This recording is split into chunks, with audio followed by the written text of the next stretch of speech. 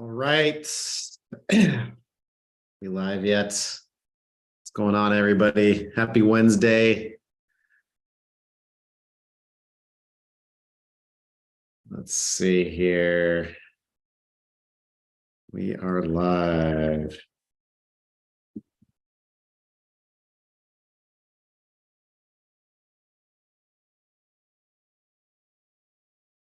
All right. Got some cool stuff that I've been working on. I'm looking at some new CRMs, try to help out a little bit more with automation, getting responses from agents and other wholesalers and buyers and all sorts of good stuff like that. So it's based off of Go High Level. And it's kind of got some other features on there. So it's going to be helping us with submitting MLS offers on deals, writing those up automatically, and then sending those automatically to the listing agents, and then following up with a message as well saying that they got something in their inbox. What's going on, Jason? How's it going? Hey, Marilee, I see you hopped on the call. How are you doing? I'm doing great. How are you? Good. Excellent. I have questions for you. Great. What you working on? I am a newbie to working with wholesalers, so I keep looking at your listings and I'm like, do I bring you cash? How does it, like, just if you could do the beginning. Yeah, I'd love it if you bring me cash. Wouldn't everybody? So what's your background specifically? Are you an agent or? No, I'm with Addicted to ROI, so I have a few rentals. I one in Milwaukee, one in Clarksville, Tennessee. I've done a flip. Or Okay. actually, I've done two flips now. Um, and I have an Airbnb and a rental van. So I got some Oh, going interesting. on. That's a van. Yeah, the van's very lovely. So you're an investor. So are you looking into getting into wholesaling as well? Or are you looking for deals for yourself? I'm looking for deals for myself. Okay. All right, cool. Yeah. So, and those other deals that you bought, have they been through agents or they were through were they through wholesalers? No, they're off the MLS. Okay. All right. So yeah, the buying process for wholesale deals is a bit different. It's a little more risky because typically you can't get an inspection period after you lock up the deal, right? So typically the way that wholesale deals work when we put them out there is the property's under contract with the seller, right? So we'll have it under contract, or one of the partners that we're working with has it under contract. And we have a certain amount of time in order to place that deal with one of our buyers. So typically what we'll do is we'll get people through the property. So you can do all the due diligence you want usually before you lock up the property, but you can't lock it up with a contingency usually. So we'll try to get people through the property beforehand.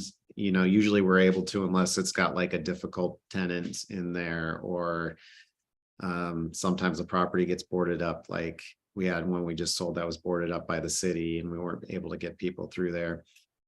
But you'd give us, your offer at that point. If the offer works, we accept it.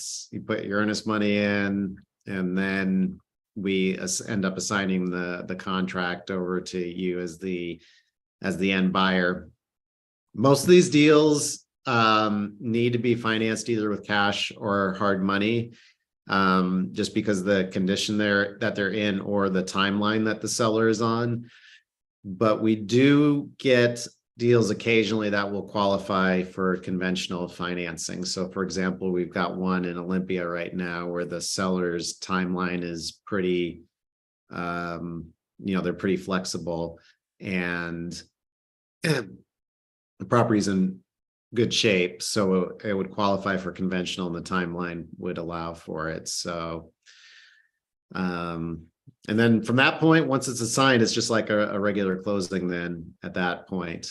So so yeah, it's kind of the high level overview of it. Do you have specific questions How about long, the process? from I'm assuming this changes from property to property, but typically how long do you have between when you post stuff and then when it needs to be closed? Yeah, so it totally varies property to property. So some deals, like, they're on a really tight timeline because maybe the seller has got a deadline that they're working against, like for purchasing another property. So like one for in Bremerton that we have, for example, like that one needs to close within 2 weeks. So like the buyers are going to need to make a decision like as soon as possible and have either cash or a hard money lender that can work like quick enough to meet that timeline.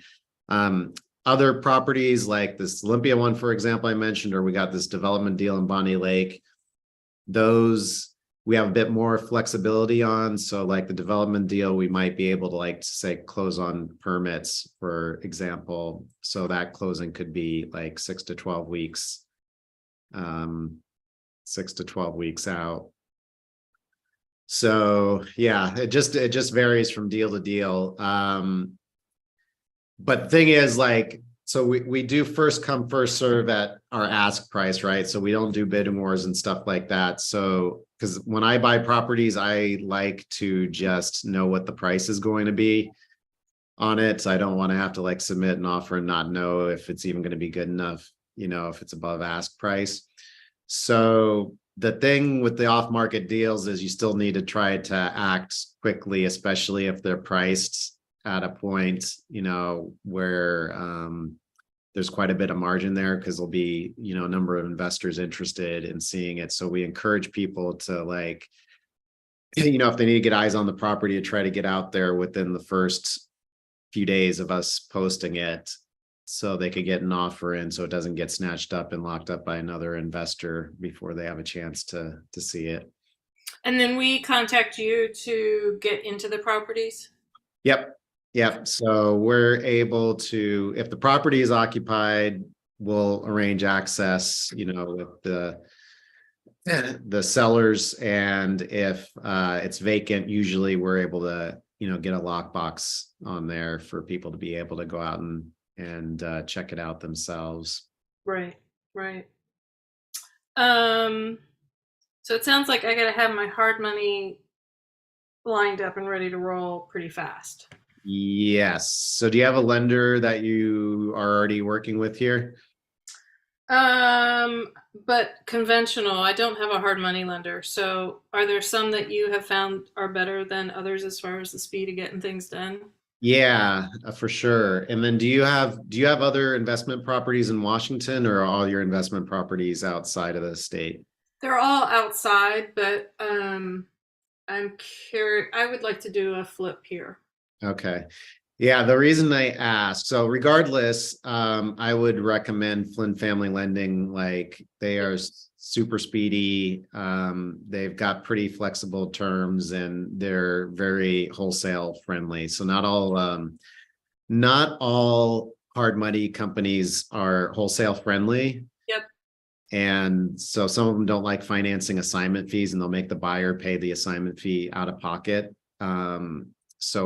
And the buyers don't necessarily realize that until, like, they get the settlement statement that they're not, the hard money lender isn't going to finance the assignment fee, and they look at their cash to close and they're like, OMG, what's going on here?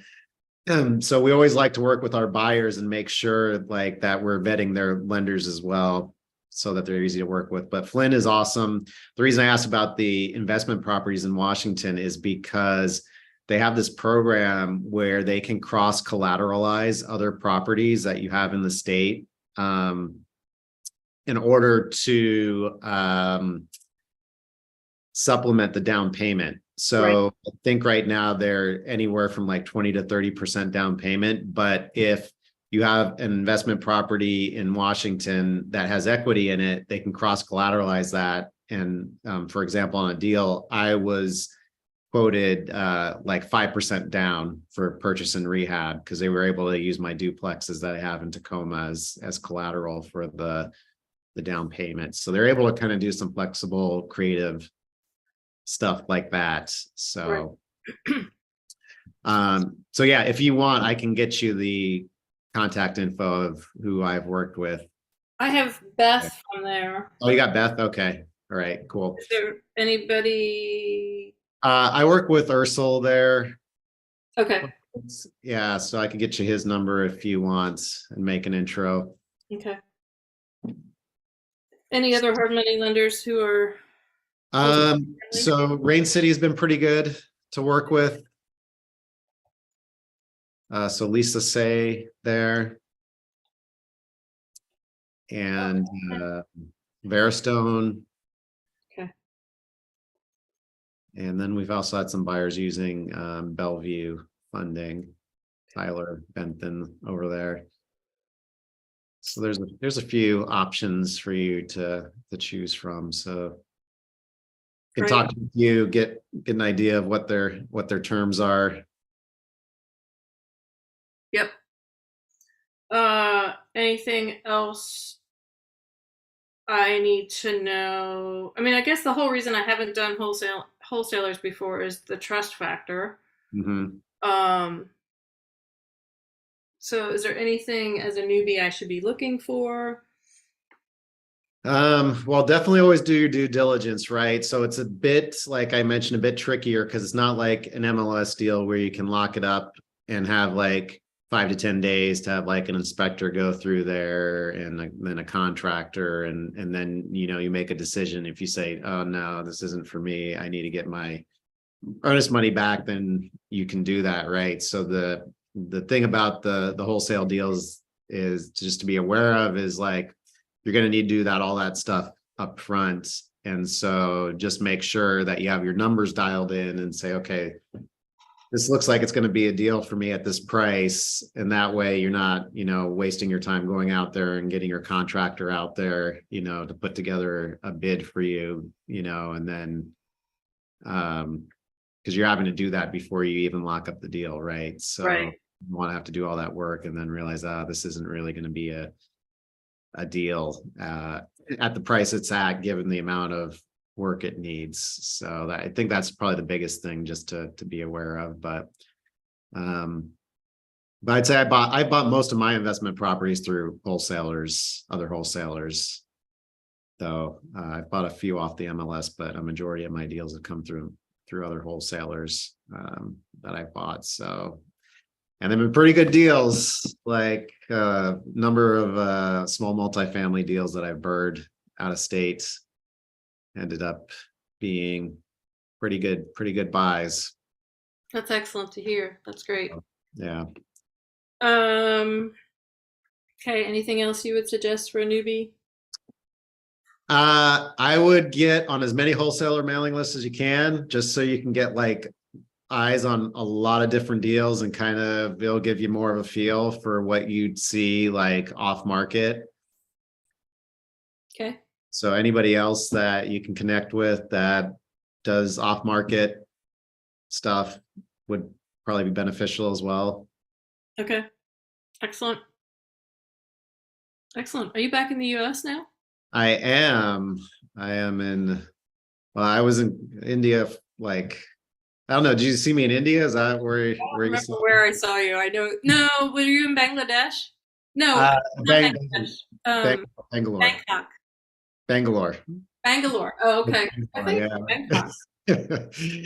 Yeah. No, yeah, I'm back. I'm going back there in a month though. For a month.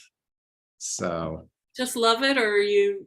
Yeah, it was awesome. Like I had so much fun when I was there. It was people are awesome and everything is just so cheap there. It's crazy. Like the food is so good and it is so cheap. Like I was eating meals for $1.50, Awesome. going out to breakfast. I was like, this can't be right. I got a cup of coffee, awesome filter coffee. It's like 15 cents. I was like, wow, this is awesome. So Yeah, I had a lot of fun there. Working the time difference was a little tricky because it was like a 12 and a half hour offset, but Oh, uh, that's hard. yeah, That's really hard. Huh. but other than Are that, you going there to like for VA stuff, or are you just going for pleasure? just pleasure. Yeah. Nice. Do some sightseeing and stuff. So yeah, I'm looking forward to it. That's great. Okay, I think that's all I have right now. Cool. All right. Well, just DM me or whatever if you come across any other questions or you want to know more about one of the deals that we send out. Okay, sounds good. Cool. All right. See Thanks. ya. Bye Right. Bye. bye. What's going on, Choice? Jake? How you doing? Uh, Good to meet you. good to meet you too. Yeah, I was actually introduced to you by a gentleman by the name of Will Coggins. Oh You, yeah, Mr. you Will know, Coggins. oh, you know him? Okay. Yeah, we were part of the same mentorship program, or we are at least. That's where we connected. Okay. Okay. Yeah, Yeah. I'm a part of the mentorship program as well, and with that he's a part of right now, and I've been telling him it's like I'm here in Washington State in Pierce County, Okay. and yeah, was just letting him know, it's like I'm trying to find people here, and just trying to meet folks, and uh, just haven't been able to really connect with too many folks. I know we're out here and everything. I was been part of another mentorship program that's local, and then try to meet folks as well and everything, and um, just trying to get myself out there to meet and see if we can do squat up, if they say, as they say, and do deals together and Yeah, for get things sure. done. For So sure. he introduced me. He told me about you and said that I could should reach out to you and everything. I started following you on Facebook and seeing your deals coming through that you're broadcasting. So I thought, Yeah. okay, well, let me, keep in touch. And I saw your ad, come through that, for the meeting today. I was like, oh, great. I'll get a chance to Yeah. hopefully say hello Awesome. to you and, meet you virtually this way and everything. So, Awesome. um, Perfect. yeah, Yeah. I'm relatively new, to investing altogether. Um, Starting off wanting to do some wholesaling. I ended up purchasing a buy and hold there in Georgia on a whim. It was a thing of where I thought we were going to move there, but decided not to.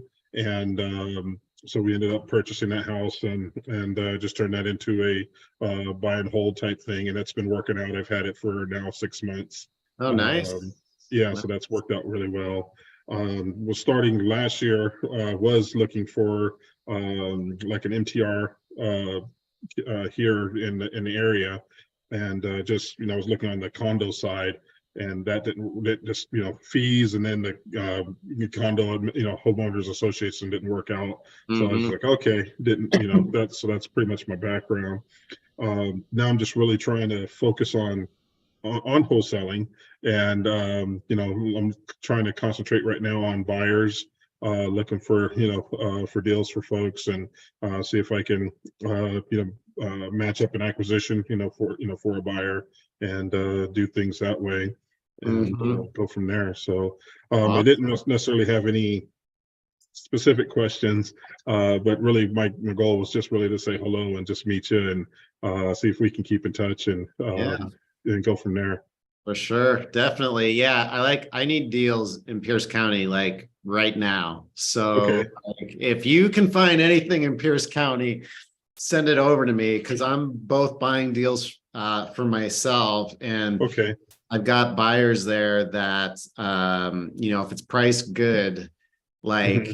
it would be amazing. Like we just locked up a deal for a buyer in Spanaway. It was a couple weeks ago now that we put it out, but we had like, I don't know, probably 12 people that wanted it. And Oh. And we couldn't get people in there because the city had it boarded up, but we got 2 full price offers just based on the pictures and ended up placing it with one of our buyers. Okay. Yeah, so anything in Pierce County, like that you can find, like just send it over to me Okay. and take a look at it and see if we can, put a deal together here. That would be amazing. Okay, sounds good, but I definitely will. And I'm working full time, so I have to I got to get back to what I'm doing here. I work from home, which is a Sure. blessing. But I just wanted to pop in and say hello and hello to everybody, and hopefully we can all keep in touch and everything. And yeah, just get a community going here and make some things happen for us all. And Yeah, that'd be great. Would love to work with y'all and everything. that'd be awesome, man. I'm looking forward to it. Okay, definitely. Stay in touch, Well, man. all righty. Thanks a lot, and definitely I'll be in touch with y'all. Do you pick up better on Facebook or Instagram or either or? Probably Facebook. Okay. A couple of my VAs that are in my DMs, so it's not always me that's responding to messages and stuff. But yeah, Okay. best luck will be with Facebook. Okay. That way I'll reach out to you, just get your particulars on, what, as I say, your buy box and, with what you're looking for, and, I can keep my ear to the ground, and we'll go from there, man. Yeah, definitely look forward to talking with you and working with you. All right. Sounds good. Okay. Thanks a lot. Okay, Hey, cool. y'all take care. Jake, what's up? What's going on? How you doing? Pretty good. How are you? Good. So I actually had a question for you. Okay. So I'll give you a little bit of a background on not really a situation, but an opportunity. So we have something here in Salt Lake called KSL. It's kind of like Craigslist, but specific to Salt Lake. And I found a house on there. I reached out to the guy like 3 weeks ago about it, and then I saw he took it down. I followed up, nothing. He reached out to me again today. He actually called me, and he has a 19 house rental portfolio that he is trying to offload the whole thing. Uh-huh. But he's like, I won't sell them individually. I'm going to do it, as a package deal. And I got on Batch Leads and I pulled up all the properties. And I'd say about half of them are here in Utah and half of them are in Arkansas. Oh, interesting. But he needs to sell them all together? Super interesting. He wants to sell them all together. He's like, I'm not going to piece it out. I'm going to sell out the whole portfolio for X amount. We didn't even talk about price. Yeah, because I have never done that before. So I'm kind of wondering, is that something that investors or end buyers are willing to do? Is that even an option? Yeah, it is for sure. But I think what's going to be the challenge is if he could at least divide it between the Arkansas and the Utah properties, that might make it a bit easier, because I think it's going to definitely limit the buyer pool, because you'd have to find somebody okay buying in those 2 states. Right. And that might be a little tougher to do. Do you happen to know how many properties are in each area? So it's almost exactly half. I think 10 are here in Utah and 9 are in Arkansas. Okay. Yeah. Yeah. So that would be totally doable. I think you'd have a better shot though if like they were segmented at least between those 2. So maybe like you could just have a conversation and say, hey, like we don't have to like piece them up individually, but it'll definitely be a lot easier if we could split these to 2 different geographic areas. That makes sense. Yeah. All right. Because we just kind of, I talked to him for about probably 4 hours this morning about everything and about what he's trying to do and about the properties and trying to get, what kind of properties they are, the condition, trying to take notes on all of the renter information, what's rented, what's not. Uh-huh. And so I didn't even get that far into, like let's divide it. I didn't even think about that. That's something that we're going to have to do then. Yeah. See if we can divide it at least in between states. Is there a way to tie it up as a whole package and then you guys worry about divvying it up? So Is that too much risk for you? the problem is tying them up as, so are you talking about like actually closing on them and then selling them, or just getting them under contract as a single package deal and then kind of piecemeal selling them off to investors? Either or. So, well, closing on it obviously is going to be more risky, right? Because you'd have to raise the capital to buy them all, get short-term financing in place, and then go through and then try to sell each one of these individually. Now, if it's a smoking deal, though, like where you could just wholesale these, like just sell them as is, it's definitely worth looking at. So I guess it depends on whatever price he kind of gives you, Jake, is what he's wanting to get or needing to get for him. It might make sense to say, oh, let's just take them down and, find private money, take them down, and then just wholesale them, put them on the MLS as is. So that's definitely one option. The problem with getting them all under contract and then trying to assign them to end buyers is I don't even know if that's doable, because in theory, they would all be on the same purchase and sale agreement, right? And the way the assignment works is you're not assigning the individual properties, you're assigning the rights in that PSA. Right. And so I don't think you could at least do it through an assignment. Maybe you could do it as a double close. That would be tricky though as well. You have to line up all the buyers to basically be closing on the same day. And I think that's just like trying to get stars to align. So yeah, unless the only other way to do it would be is if you say, okay, I'll go ahead and we'll do a package deal, but all of these are going to be on separate PSAs. And then maybe you could assign them separately. And they could, in theory, close on different days if they had to, but then you still run the risk of maybe one or two or more properties you don't find a buyer for because of the price. This is the other problem with that too, is like in order to do that, you'd have to get a separate price from him for each property, and he's probably just wanting to give you one price for like everything, I'm guessing. That's kind of what it's sounding like. Yeah, he wants to do a single wholesale price for all the properties is what I'm kind of getting at. Yeah. Yeah. So yeah, I think the best case would be to see if he could give you two prices for both those areas. Okay. Yeah. So does he know you're a wholesaler, or does he think you're No, yeah. So yeah, I told him, I'm a wholesaler, and what I would do is I would bring an investor to the table to actually take this down. Or, if it is a good enough deal, then it's something that I would actually take down myself. Okay. Because if it is at the right price and it makes sense to, put short-term lending into effect and close on it and then wholesale everything, that might, as long as you can get it at a low enough price, I think that might be a viable option. Yeah, I agree. I go into every deal basically looking at it from the point of view of, is this something that I would close on, right? Because if it's a good enough deal, I'm gonna close on it myself, right? Right. So I kind of go into it with those lenses first, and then if it's something that,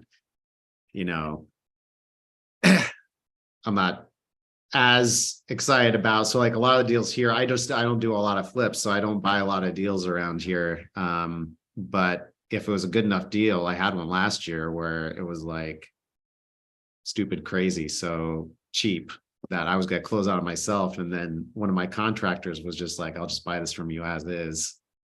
And we ended up making 100K just on that assignment fee. So I was like, I'd take 100K risk free, but I was ready to close on that one myself. So although he ended up making 125 on the flip. So that could have been like 250K profit there if I had kept it myself and just flipped it. But still, I won't complain about making 100,000. Yeah, I wouldn't mind, yeah. 100K signing fee, that's pretty good. So, So, yeah, okay. Well, I'm gonna talk to him again tonight. Yeah, we'll kind of go from there and see what we can do. awesome, cool. Well, good luck, man. Yeah. Yeah, so yeah, so I got back, I was down in, I can't remember if I told you, I was in Phoenix Yeah.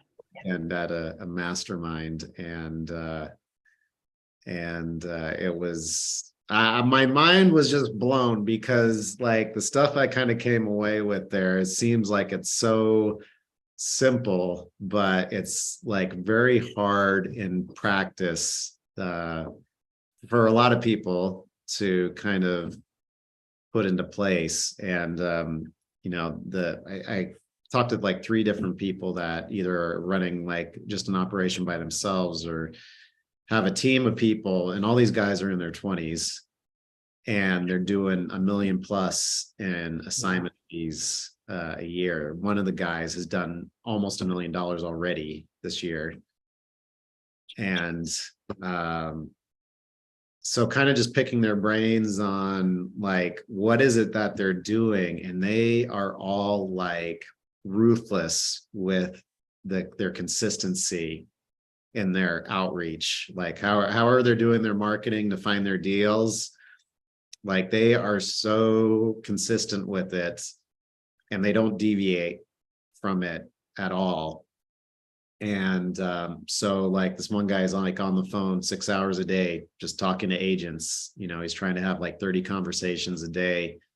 And you know, he says he's probably talked to about 5,000 agents in the last 6 months in his area. And now he's got like a list of like 40 out of that 5,000. He's got a list of like 40 like really solid agents who are just feeding him deals because they know that he can sell them, right? And so he's done 40 deals so far this year, and probably he's done close. He's the one that's done close to $1 million in assignment fees.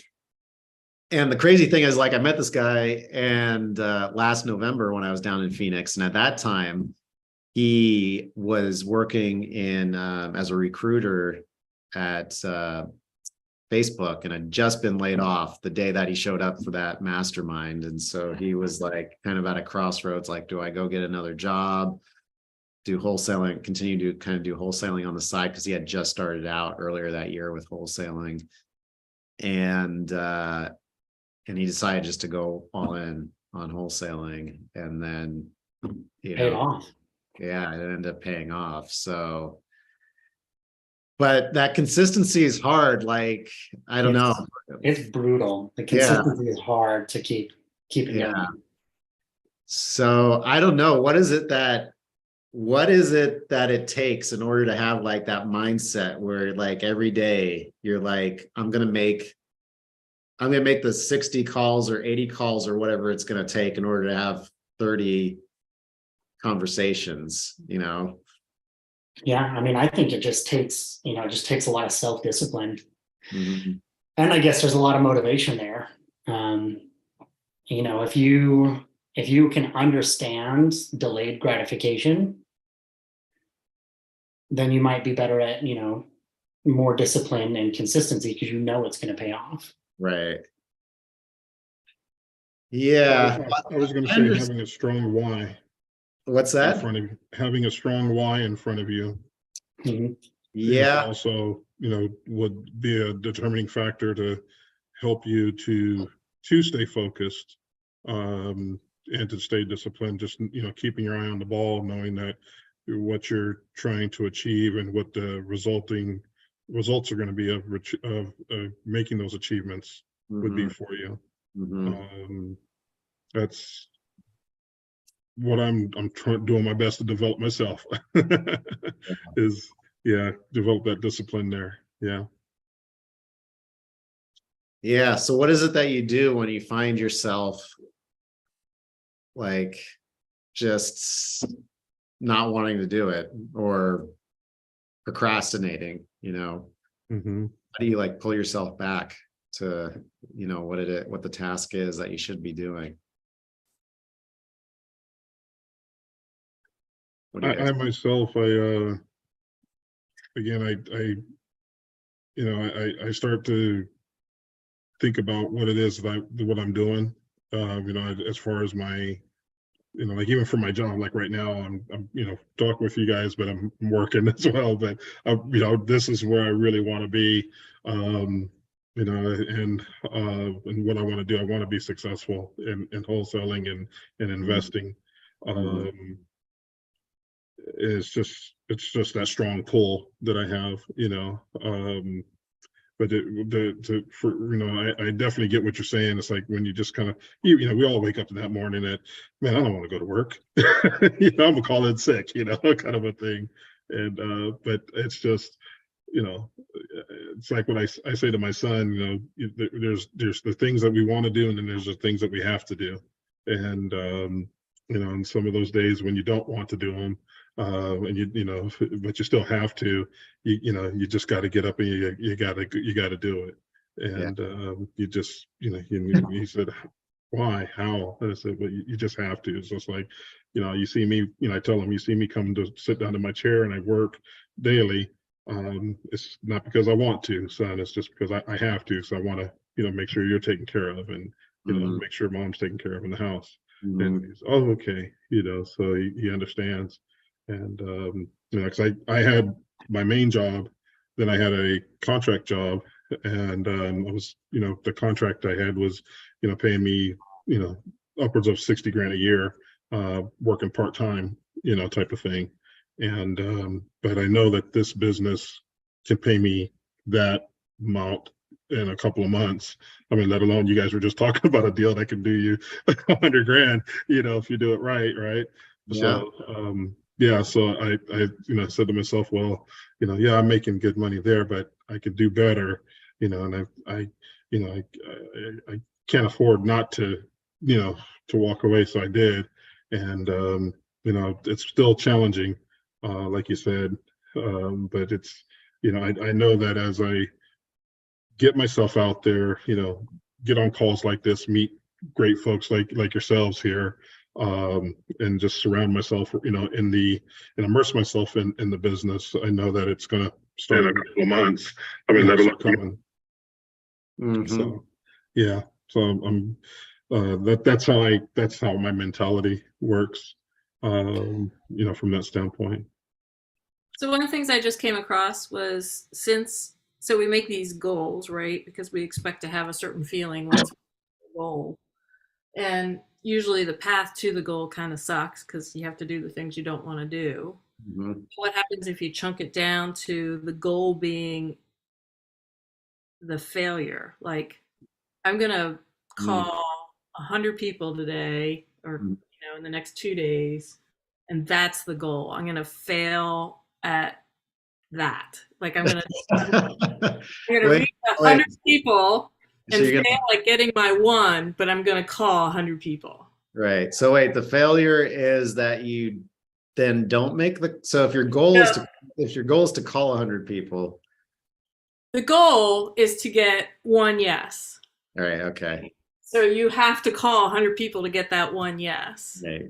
So then you kind of switch it in your brain so that the goal is you need 99 no's. Oh, that's the goal, is to get 99 no's, as opposed to the one win. So right. you're sailing yourself towards getting what you want. Right.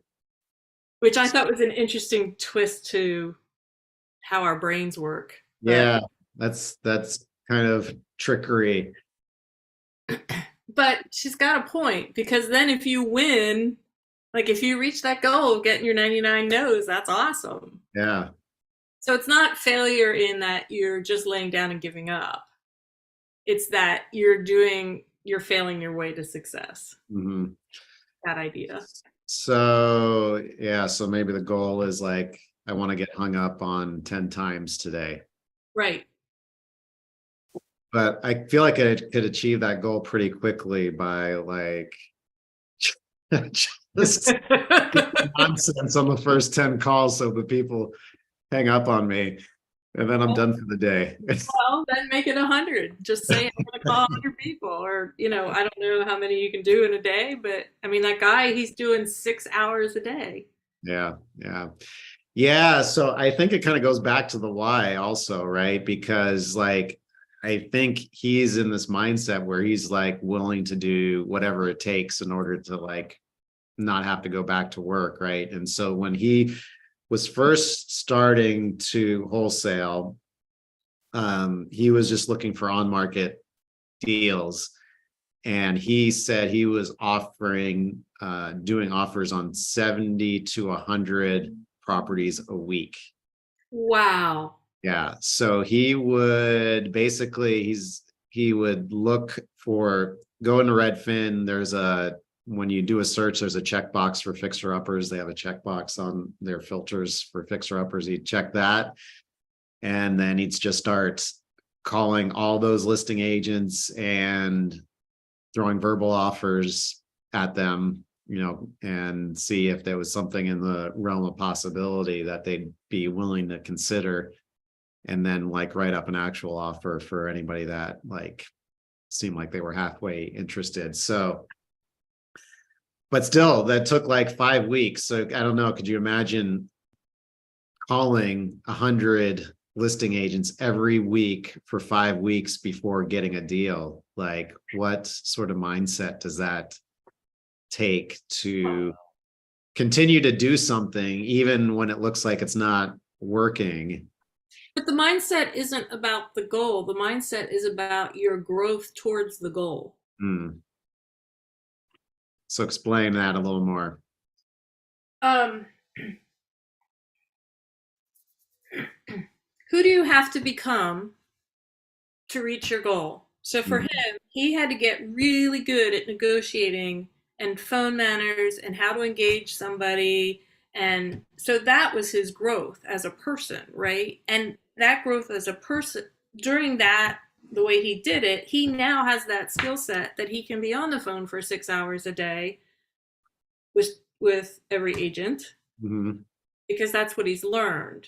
Right. It's the growth that gets you there, not the goal itself. Right. Right. I mean, if we all knew how to do it, we would have done it.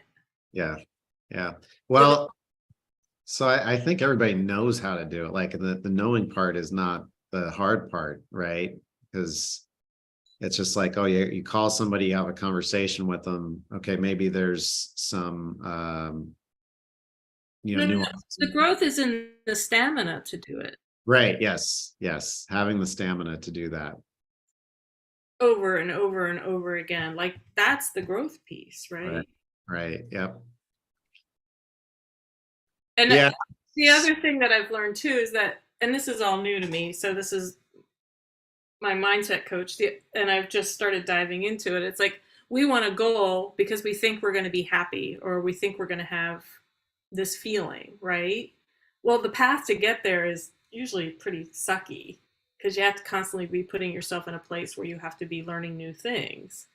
So then you reach your goal after having this history of it being sucky, and the goal may be 50-50 good, bad, you don't know.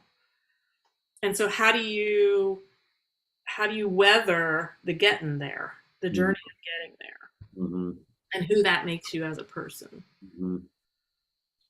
Well, thing too is then you get to the goal, you also might get to the goal, and then there's some other peak that's out there that you see that looks appealing. So I totally agree that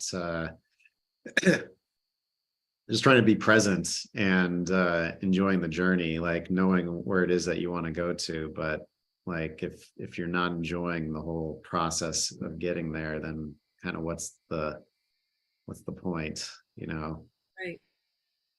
So yeah, I've often wondered how wholesalers do it day in and day out. I mean, it's a grind. What you guys do is a grind. Like I understand why you end up hiring VAs.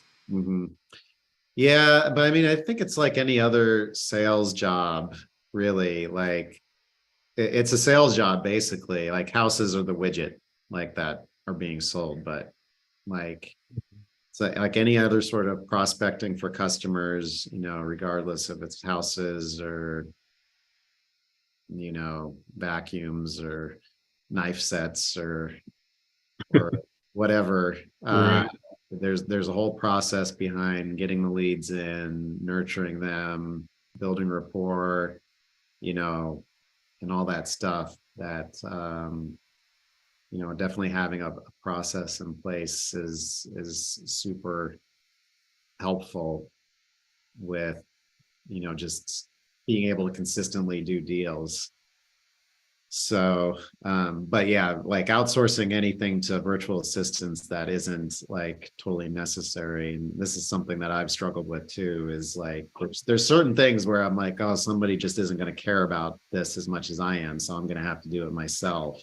Right. And so trying to get to a mindset where it's like, okay, I can delegate some of these other things that I could delegate, right? But it's just that it's like, oh, nobody else is going to care about this as much. I need to do this myself, sort of thing, is causing me to like, you know, basically have to do all this multitasking where I can't, or it makes it very difficult for me to stay focused on just doing one task, right? Because I've got so many other things on my plate that I feel like I have to be the one to do myself. So That's the secret sauce right there. You want to get yourself out of that process. yeah, exactly. You're a bottleneck, right? Yep, totally. I'm totally a bottleneck in some of these things. So yeah. So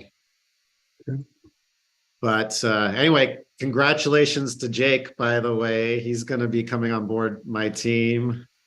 Woohoo! Super right. stoked. Super stoked. Right, I'm stoked. I love these conversations with Rob, so I'm super excited to work with you. Yeah, so I'm really excited about seeing what we're gonna be able to do together. So I think it'll be good. yeah. So yeah. Nice to talk mindset with you all. Yeah, well, Definitely. that's the thing, is like mindset is like such a big piece of this, right? It's Yeah. like fighting against our own heads sometimes is like sometimes the hardest thing with this, right? Mhm. Like it seems like it's 20% execution maybe, and then 80% of just convincing myself that this is actually possible to do, especially on days where I'm just hating on myself, right? And that's something too you don't always see from people. Like you just see people on Facebook and you think everybody's like crushing it and just has it so Mhm. easy. They just got stuff working for them on autopilot, and everybody's just got their own battles, right? That you're not necessarily seeing. And I'm not any different. So Yeah.